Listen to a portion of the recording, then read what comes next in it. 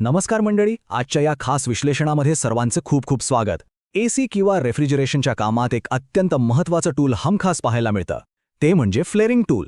आज आपण या टूलची अक्षरशः फोड करून पाहणार आहोत, म्हणजे एक प्रकारचं टियर डाऊनच समजून घ्या. हे टूल पाईप्स कसे जोडतं आणि हाय प्रेशर सिस्टममध्ये गळती कशी रोखतं हे आज आपण अगदी सोप्या भाषेत समजून घेणार आहोत. चला तर मग सुरुवात करूया. सगळ्यात आधी हे फ्लेअरिंग म्हणजे नेमकं काय भानगड आहे ते समजून घेऊया. तर बघा, ही एक मेकॅनिकल किंवा यांत्रिक पद्धत आहे. कॉपर, ॲल्युमिनियम आणि अगदी कमी व्यासाच्या माइल्ड स्टील ट्यूब्सवर घट्ट जॉईंट्स तयार करण्यासाठी याचा वापर होतो. आता विचार करा, हाय प्रेशर सिस्टीममध्ये जर पाईप सैल राहिले तर काय होईल? गॅस लीक होईल, बरोबर ना? म्हणूनच हे दोन पाईप्स एकमेकांना अगदी जीव तोडून घट्ट आणि सुरक्षितपणे जोडले जावेत, यासाठी ही प्रक्रिया अत्यंत पायाभूत मानली जाते. बरं, आज आपण काय काय पाहणार आहोत त्याची एक छोटीशी रूपरेखा पाहूया. आपण एकूण 4 टप्प्यांत ही माहिती घेणार आहोत. सुरुवातीला टूलची ओळख, मग त्याचे 2 मुख्य भाग म्हणजे फ्लेअरिंग बार आणि फ्लेअरिंग योकची रचना, आणि शेवटी हे सगळं प्रत्यक्षात कसं काम करतं ती संपूर्ण कार्यपद्धती. तर सुरुवात करूया पहिल्या भागापासून, फ्लेअरिंग टूलची ओळख, ज्याला आपण सुरक्षित जॉईंट्सचा पाया म्हणू शकतो. आता या टूलचे सुटे भाग केले की 2 मुख्य गोष्टी समोर येतात. खाली जो भाग दिसतोय ना, ज्यावर खूप सारी छिद्र आहेत, त्याला फ्लेअरिंग बार म्हणतात. या पठ्ठ्याचे काम म्हणजे ट्यूबला अगदी गच्च पकडून ठेवणं. आणि त्याच्यावर तो जो हँडल असलेला भाग आहे तो म्हणजे फ्लेअरिंग योक. हा योकच खरा बॉस आहे, जो ट्यूबला हवा तसा आकार देण्यासाठी ताकद लावतो. चला आता वळूया दुसऱ्या भागाकडे, म्हणजे फ्लेअरिंग बारची रचना. हेच ती भक्कम पकड जी सगळा डोलारा सांभाळते.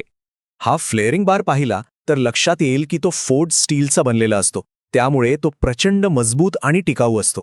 तो सहसा 2 तुकड्यांमध्ये असतो, जे स्टड आणि विंग नटच्या मदतीने जोडलेले असतात. हे असं का? कारण ते दोन्ही भाग एकमेकांना अगदीच समांतर राहावेत.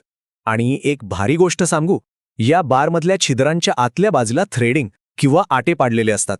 त्यामुळे पाईप एकदा पकडला की तो अजिबात सटकत नाही. अगदी 3/16 इंचापासून ते 5/8 इंचापर्यंतच्या वेगवेगळ्या ट्यूब्स हा बार आरामात पकडू शकतो.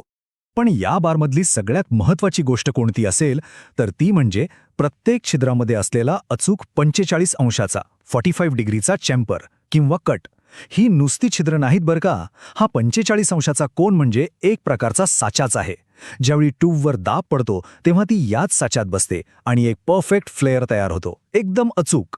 आणि या टूलच्या डिझाईनमधली हुशारी पहा.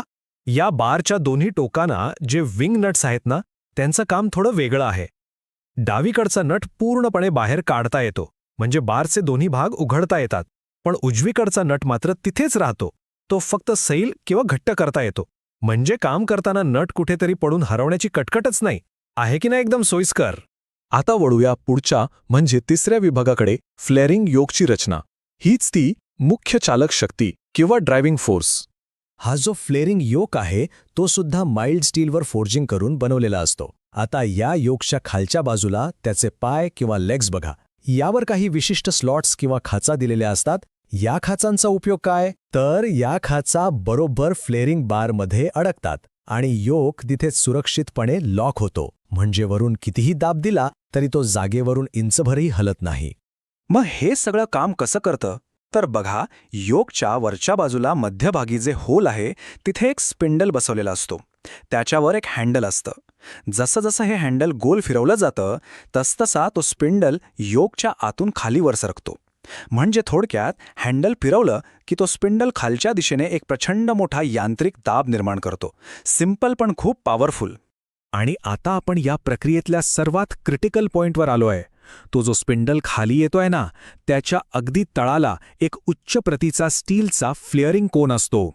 आणि विशेष म्हणजे या कोनाचा अँगलसुद्धा अचूक 45 अंश असतो.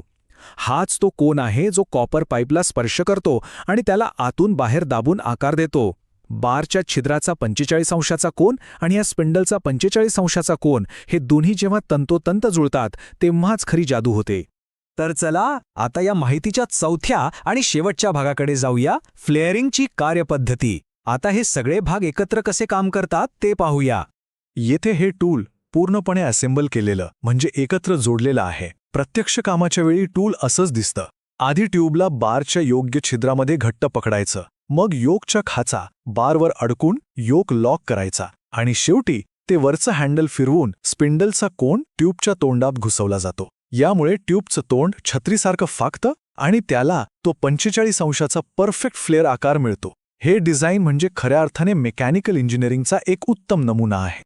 आजच्या या विश्लेषणाच्या शेवटी एका अगदी महत्त्वाच्या प्रश्नावर विचार करूया. समजा हा तयार झालेला फ्लेअर अचूक 45 अंशाचा नसेल तर काय होईल? बघा, हाय प्रेशर रेफ्रिजरेशन सिस्टीममध्ये गॅसचा दाब भयंकर असतो. जर या जॉईंटमध्ये थोडीशी, अगदी केसा एवढे जरी गॅप राहिली तरी तिथून गॅस लीक होऊन पूर्ण सिस्टीम ठप्प होऊ शकते. म्हणूनच या टूलची अचूकता ही फक्त कामाच्या सोयीपुरती नाही तर संपूर्ण सिस्टीमच्या सुरक्षिततेसाठी अत्यंत गरजेची असते. तर मंडळी, आजचं हे विश्लेषण नक्कीच उपयुक्त वाटलं असेल अशी आशा आहे. पुन्हा भेटूया अशाच एका भन्नाट आणि माहितीपूर्ण विषयासोबत. तोपर्यंत धन्यवाद.